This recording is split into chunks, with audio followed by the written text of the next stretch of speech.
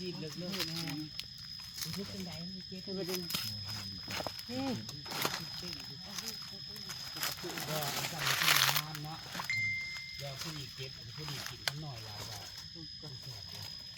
แต่ขนาดนี้ถ้าได้ดีก็เชื่อว่าเด็กจิ๋วหนึ่งทำเนี่ยทำดีเยอะเมื่อตายแล้วเก็บอยู่ดีงานเจ้าแล้วหาแกหาเห็ดปวกเพราะว่าเห็ดปวกแบบเป็นกลุ่มง่ายงมหาเห็ดปวกมันเบียดแจ้งเกิดสองมูตัวเรื่องนี้ตัวล่ามใส่ไปคันนี้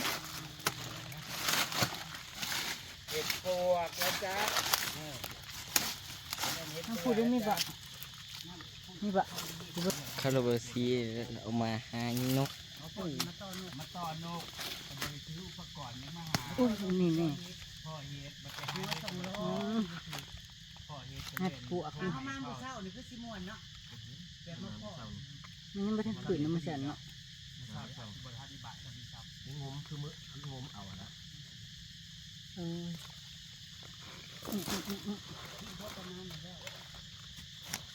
มันรวมปวดลงด้วย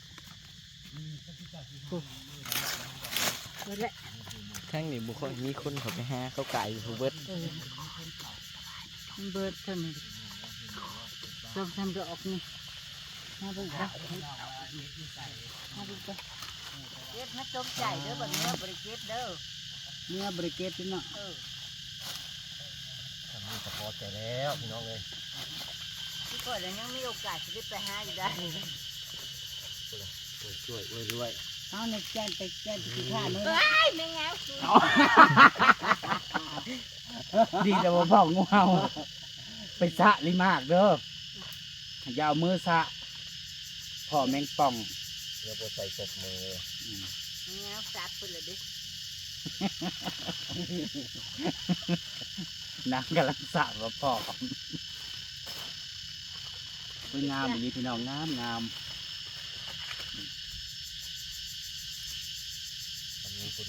อันนี้นั่งเบิ้งบ่นั่งให้กำลังใจเอาแบบใจเย็นๆเด้บ่ต้องย่านไผลองมาบ่ดูเสียมมันสิฟาดด้วยถ้าจอบบ่ใช่สิมาแย่งเดี๋ยวหน้าเด้อคือบ่ฆ่ามันก็ฮะปล่อยมันกัดเจ้าบ่วางแผนอีกแล้วค่อยฆ่าแล้วค่อยจับเป็นผ่าช่องเป็นไรมันยังอยู่ที่เก่าเลยมันจับมัน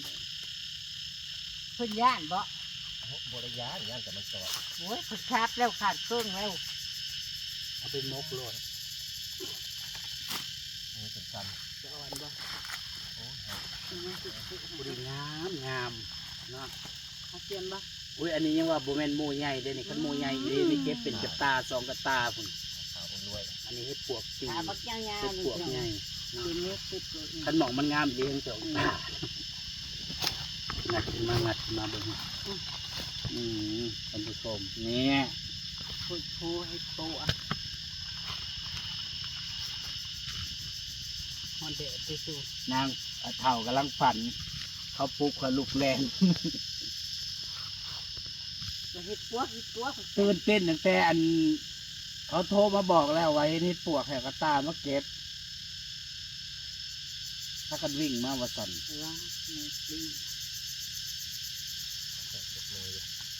เฮียมันเข่าอันหมดอันนั้นมันตอดเจ็บเด้อเจ็บได้แม่งบดดิ้นเลยนะซ้ำกับอันมันจับตัวนั่นพุ่นเขาตัวผู้เด้พี่น้องเจ้าขี่เป็นสมองบ้าง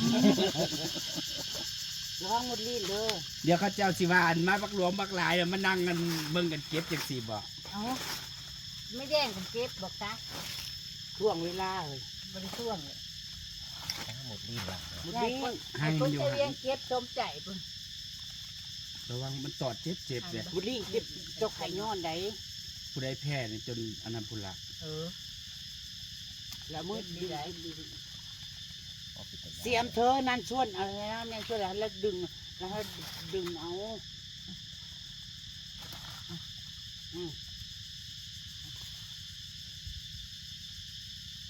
สะอ่อนบ่พี่น้องสะอ่อนบ่ดึงเอาแบบใจเย็นๆค่ะ ไม่ต้องดราม่านะจ๊ะเดี๋ยวสิว่าคือบ่ซอยกันเก็บ บ่จ้าบริรีบจ้าเนาะ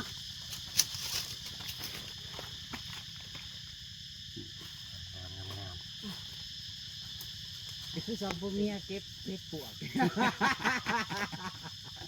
เมียยังคือเถ่าแท้เขาได้เมียเถ่าเนาะ บ่เรามากับป้าเรา มากับป้า ใครไม่ได้ว่าป้าเพราะว่าสู้เนาะ มากับป้าหรือมากับลุง บ่ลงมาก็สิด่ามาเอาไปจ้าบ่เดี๋ยวไม่เอามาตลกกุกขันดูจ้า สิมอนก็ไปใช้ไปต่อ ต้ม นก นั่นนี่เอาหน้า ไปหา เก็บไปเลยเนาะ เก็บเบิ้ลละบอลหันเบิ้งคักแล้ว เบิ่งเลยโอ้ยจุ่มงามพอดี หมดหรือยังอันนี้ แก้วเขาว่า หมูน้อยนี่ยังว่าบ่แม่นห ย มู กขึ้น ใหญ่ มาดูเขาว่าพอดีคุกแก้ว หมดก็พอหมด ห่อนเลย เที่ยวนี้เดี๋ยวสิออกเอาเพื่อปีนั้นเขาเห็นเขาเก็บอย่างนี้ มือสิมาหาแค่นี้ก็ แต่ว่าคันเคยเก็บแล้วต้องจื้อไว้ ย่างเลาะลงมาทางนี้ ปีหน้ามันก็สิออกคือเก่าเนาะ แม่น ถ้าไปเคยเก็บหม่องใดแล้วก็ต้องไปหาหม่องนั้นมันสิออกเฉพาะหม่องที่มันเคยออก อีกมือเราก็แบ่งให้แบบมันมีเกล็ดเพิ่มก็ลง แกงกระแดงไปแล้วเนาะ เดี๋ยวค่อยแบ่งก็ได้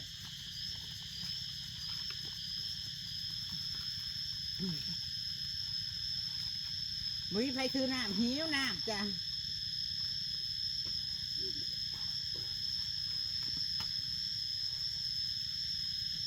เดี๋ยวเอาให้พูดไปยันน่ะ คือว่าครั้งแรกของปีเลยพี่น้องปีนี้ท่านก็สิได้เก็บเห็ด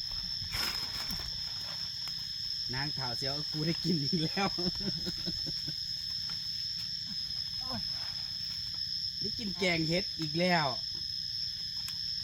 เมื่อเช้ากับแกงเห็ดเด้เมื่อคืนกับแกงเห็ดยายรุ่นแบ่งมาให้ เฮ็ดมันชัดบ่ได้อันนี้ชัดเรา เนาะ เฮ็ด ส่วนนี้เห็ดปวกพี่น้องจ้า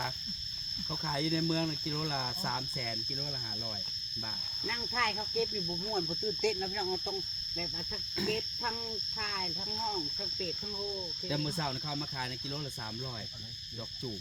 เนาะ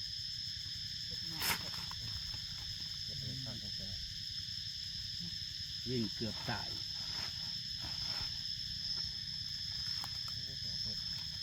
ซีมอนกับพ่อน้องเมยมาต่อนก ได้บ่ จะไปหัดใจละหมดหรือยัง กำลังเตรียมงานเพราะว่าเฮ็ดเฮ็ดไปเฮ็ดเสื้อเปล่าเลยป้ายว่าซั่น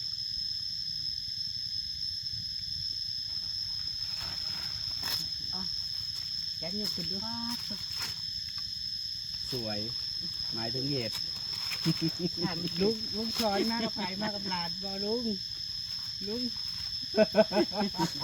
แล้วเอาดาบเสียมทับตา เสื้อเอาจะบ่ มันเอาเห็ดนี่แหละเพราะว่ามือ2 มื้อนี่สิออกหลายนี่อีกจัก2-3 มื้อนี่แห้งออกหลาย ทั้งนั้นก็เลาะกันเลย เมื่อวานยายรุ่นน่ะเก็บเครื่องกระตาเกือบเครื่องกระตามีแต่ดอกจุ่มๆนี่ไง เกือบเต็มกระต้าจ้า อันนั้นนี่สะเบิ่งแล้วนี่ถ้าเก็บบ่เบิดมื้ออื่นบานหุ่งนี่เด้แถวใกล้ๆนี่ เห็นนั่นน่ะตั้งเทเลอร์อยู่ ละโงกก็ออกมัน กูมาแล้วกูเห็นท่าตั้งเทเลอร์อยู่เป็นละงอกไม่สนเนาะหัวเอามองนี่ก็ไม่ท่าจิวะ ตะกี้น่ะมัน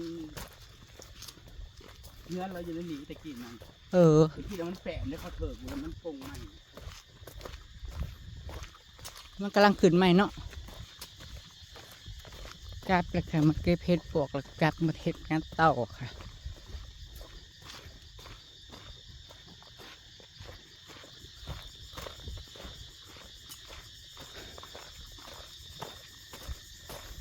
จะเกิดบุญแล้วนักขาด้วย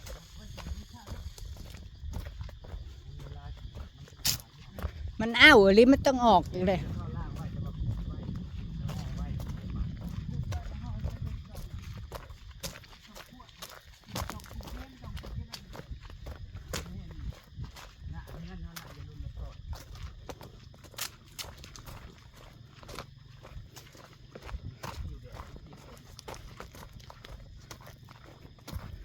เป็นหน้าเหือบ่นี่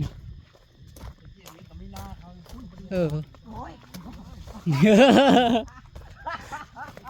ตื่นงัวบ่โอ้ยมันเด้อควรเอ้ยมันลากควรนอนอะไรหรอเสือตื่นงัวพี่น้อง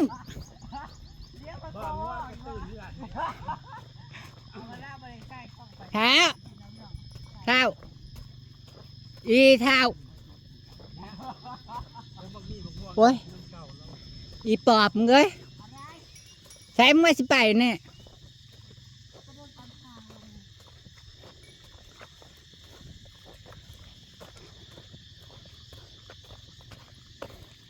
แทนที่อันงัวสิตื่นเสืออันนี้ผัดเสือตื่นงัวเออ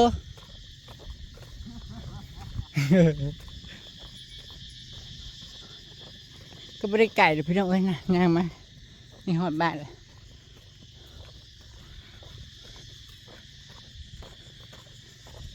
ไป